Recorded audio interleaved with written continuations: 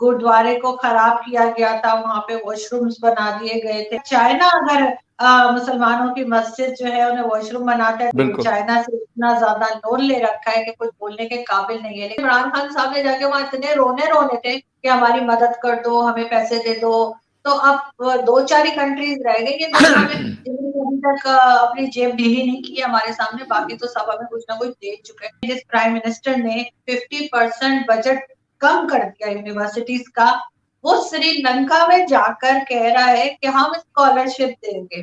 तो वहां किसी ने लिखा था, लगता है कि सारी की सारी पार्टी भंग पी के और मीडिया के आगे आ जाती है। तो वर्ल्ड कप तो हमारे गले में फंसा हुआ है पिछले 2.5-3 सालों से।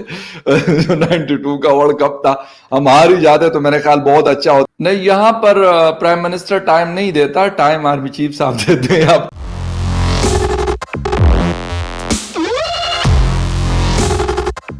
जय हिंद दोस्तों, मेरा भारत महान न्यूज चैनल में आपका स्वागत है।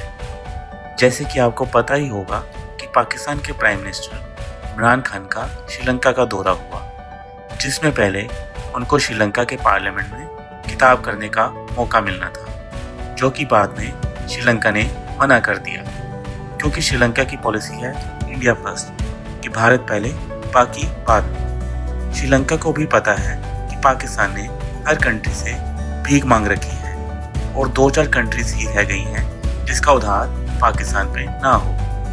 तो कहीं श्रीलंका में भी इमरान खान आके कटोरा लेके ना खड़ा हो जाए। आज के वीडियो में देखेंगे कि कैसे पाकिस्तानी मीडिया ने इमरान खान की खूब खिल्ली उड़ाई कि श्रीलंका में भी वो बेइज्जती करा कर ही आए। आप अपनी राय भी इस बारे में कमेंट कर बता सकते हैं। वीडियो अगर अच्छा लगे तो लाइक और शेयर करें और चैनल को सब्सक्राइब करना मत भूलिएगा।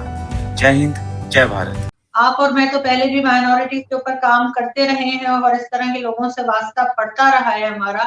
और मेरे लिए कोई हैरत की बात नहीं थी, मुझे बिल्कुल भी हैरानगी नहीं हुई कि आमिर लियाकत ने इस तरह की बात की, इस तरह की ट्वीट की, जिससे कि बहुत से लोगों का ना सिर्फ पाकिस्तान में बल्कि पूरी दुनिया में जो हिंदू कम्युनिटी है उनका दिल दुखा, उन्हें बुरा लगा।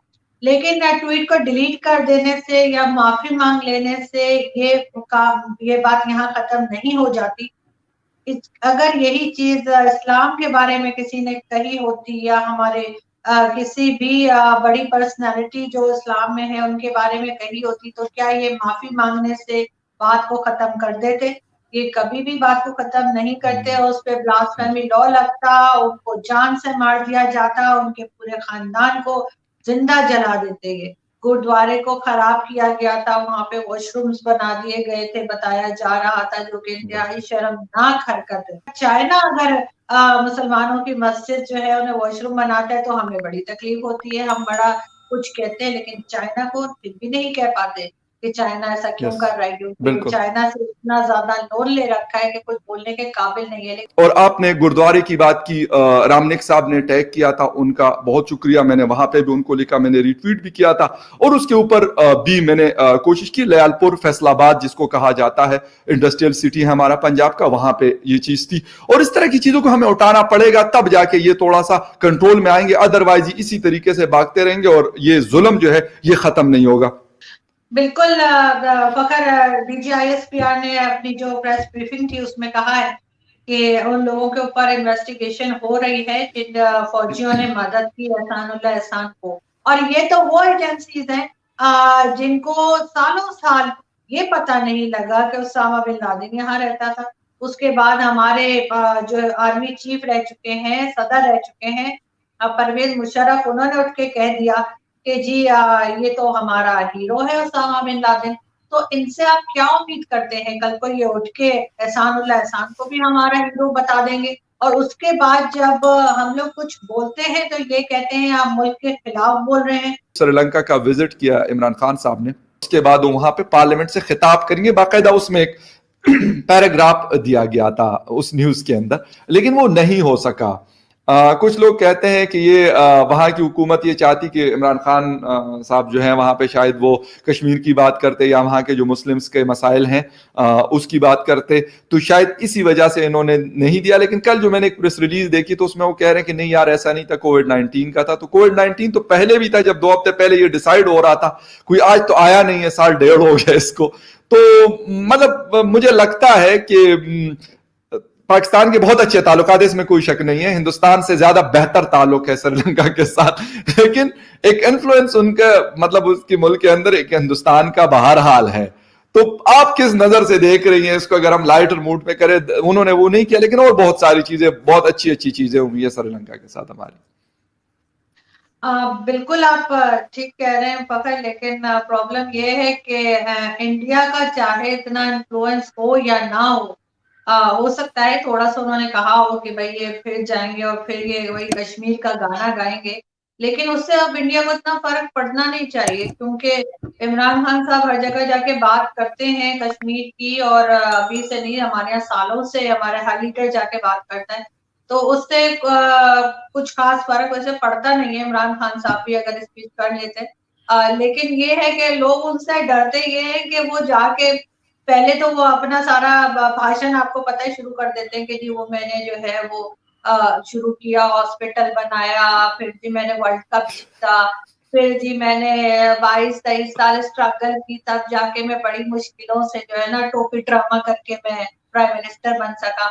तो वो उनका वही सेम रिकॉर्ड बचता रहता है, बचता रहता है। अभी यानी वहां जाके कह रहे हैं कि मुझे 14 साल लगे यहाँ तक आने में, सॉरी 14 साल लगे जब मैं सियासत में आया, तो लोगों ने बहुत मजाक उड़ाया, और उसके बाद वहां पे कह रहे हैं कि वहां के जो स्टूडेंट्स हैं उनको वो स्कॉलरशिप देंगे। यानी अपने मुल्क में जिस आदमी ने, जिस प्राइम मिनिस्टर ने 50% बजट कम कर दिया यूनिवर्सिटीज का, वो श्रीलंका में जाकर कह रहा है कि हम स्कॉलरशिप देंगे, और उसके ऊपर इंसान हंसे नहीं तो क्या करे, उसके ऊपर आप मजाक नहीं उड़ाएंगे तो क्या करेंगे। और फिर कहते हैं लोग मेरा मजाक उड़ाते हैं, फिर इनके यूथिये निकल कर आ जाते हैं, वो कहते हैं जी आपने ये कह दिया, वो कह दिया।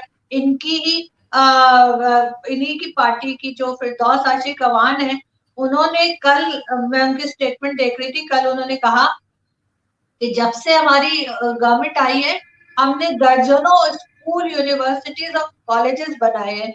तो वहां किसी ने लिखा था, लगता है कि सारी की सारी पार्टी भंग पी के और मीडिया के आगे आ जाती है।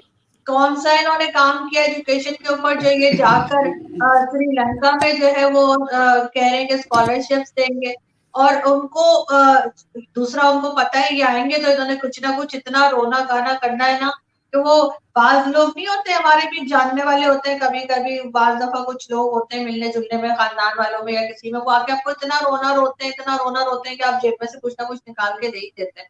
तो इनका भी वही हाल है। इमरान खान साहब ने जाके वहां इतने रोने रोने थे कि हमारे यहाँ जो है वो कोविड-19 को हम नहीं हैंडल कर पा रहे, हमारे यहाँ गुर्बत है, मेरा बिजली का बिल है बढ़ा हुआ है, मैं अभी फ्यूल नहीं ले पा रहा, पता नहीं किससे जहाज मांग के तो वहां गए होंगे।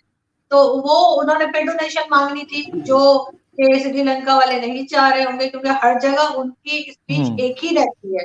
वो उनके थोड़े से वर्ड्स आगे पीछे होते हैं, लेकिन उनका जो टॉपिक होता है, जो सब्जेक्ट्स होते हैं, वो ऑलमोस्ट एक ही होते हैं। एक तो वो अपनी सारी कामयाबियां बताते हैं वर्ल्ड कप से लेकर और अभी तक जो उन्होंने कारनामे किए हैं वो बताते हैं, और उसके बाद वो ये बात करते हैं कि जी कश्मीर की बात करता हूँ, कश्मीर के बाद, कश्मीर भी आजकल ज्यादा नहीं करते, कश्मीर के बाद वो फौरन ही फंड्स पे आ जाते हैं कि हमारी मदद कर दो, हमें पैसे दे दो।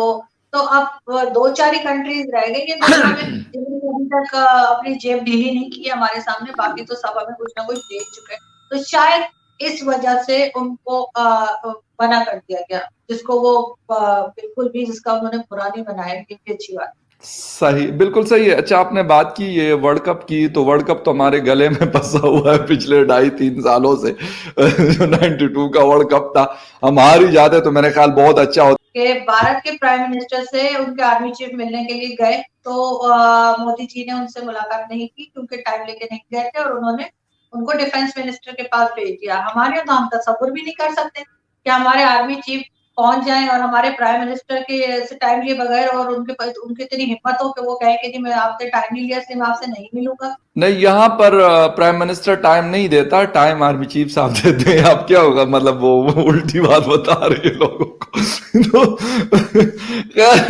ये है, मतलब ये अफसोसनाक चीजें हैं, लेकिन अब क्या करें, बस चल रही हैं। तो हम भी कहते हैं यार, मतलब चलने दे, जिस तरीके से पानी जिस बहाव में जा रहा है वो जा रहा है, बहुत ज्यादा बह चुका है और अभी मजीद भी चल रहा है।